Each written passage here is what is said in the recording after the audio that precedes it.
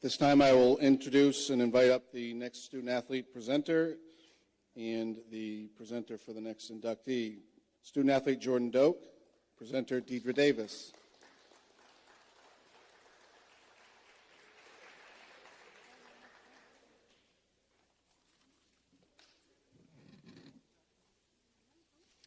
Good afternoon. My name is Jordan Doak, and I'm a senior at Brewer High School. I am currently a member of soccer, indoor track, and varsity softball. It gives me great pleasure to tell you about the Hall of Fame inductee, Coach Harry Skip Estes. Coach Estes began his involvement with young students as a softball umpire and then coach when his daughter became a member of the Brewer Police and Athletic League. In 2005, he became the JV softball coach at the high school. The next year, he became the varsity softball coach. Within his first 2 years at Brewer, he coached the Witches to winning a Class A state championship with a 20-1 overall record. They were the top seed in Class A North 5 times between 2004 and 2014. During his tenure, Brewer was reclassified to Class B. Estes has coached the softball team to 5 Eastern Maine championship appearances, winning 3. In addition to the 2008 championship, Estes guided his teams in 2018 and 2019 State B championships. The team was undefeated in 2018 and earned a 19-2 overall record in 2019. Under his leadership, 12 players went to play Division I and Division III softball. He was named Coach of the Year by KVAC in 2010. In 2019, the Maine Principals Association and Portland Press Herald selected him Coach of the Year. To date, his overall record of wins and losses is 203-88. Coach Estes has impacted other Brewer sports. For example, in 2004, he started the middle school field hockey program. In 2014, he was JV coach in field hockey. Additionally, he coached the 2014 and 2015 girls freshman basketball team. At this time, I am honored to introduce Deidre Davis to present Coach Estes for induction into the Hall of Fame.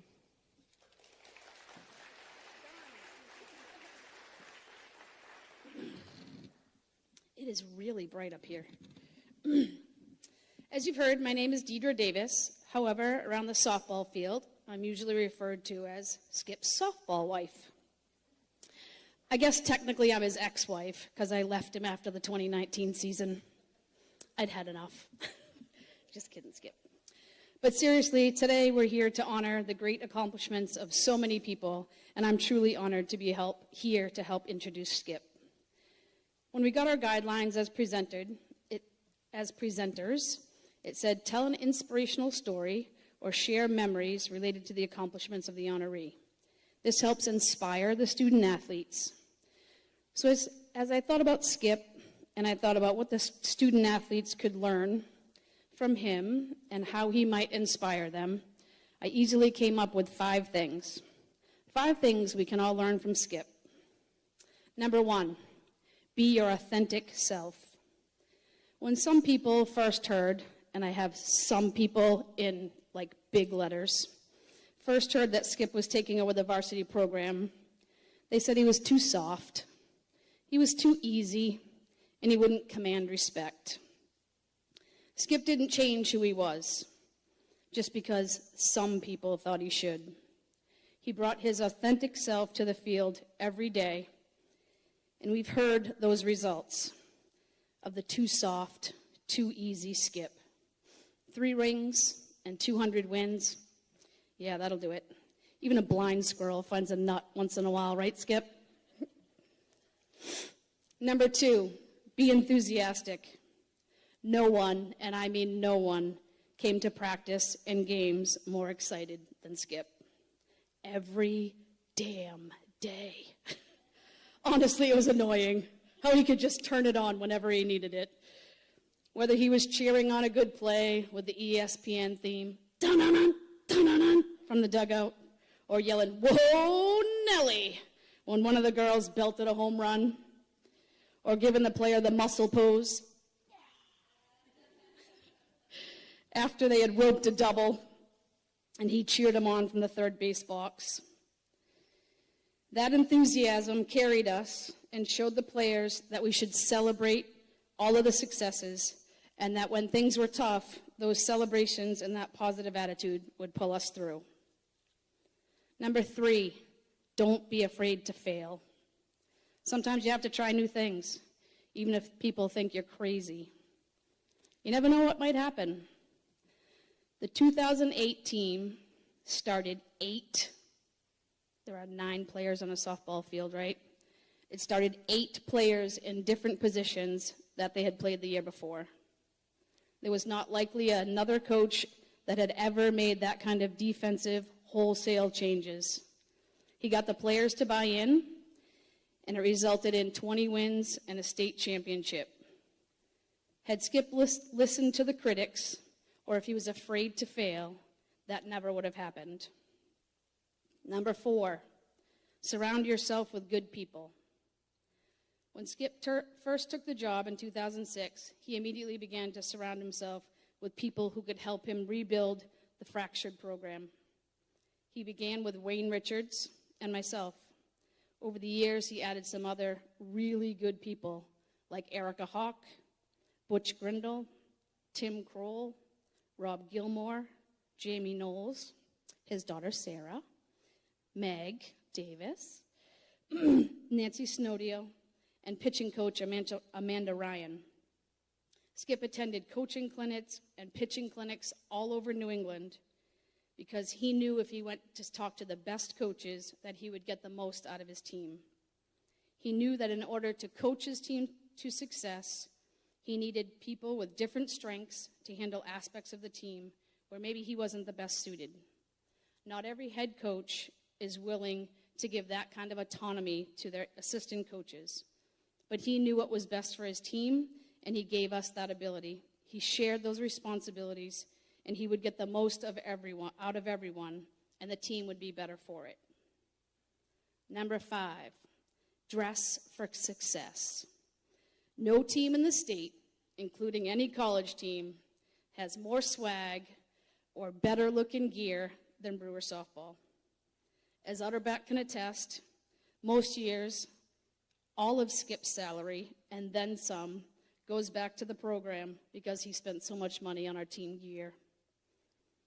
He says if you look good, you feel good, and if you feel good, you play good. Anyone that's ever coached for or played for Skip has enough black and orange to last a lifetime, and we all wear it proudly. Okay, so I know I said 5, but I had to add just one more. Number 6, always have a food bucket. There's no better way to a team's heart than through their stomach. Skip ensured that his team and his coaches always had snacks. Hungry people are not happy people, specifically me, and happy people don't play well with others. So feed your friends. So there you have it, the top 5 things we could all learn from Skip. It has been my honor and privilege to share 14 seasons and 3 state championships. I could only fit 1 ring on my finger today with Skip, and it's an honor to introduce him as tonight's final inductee to the Hall of Fame, Skip Estes.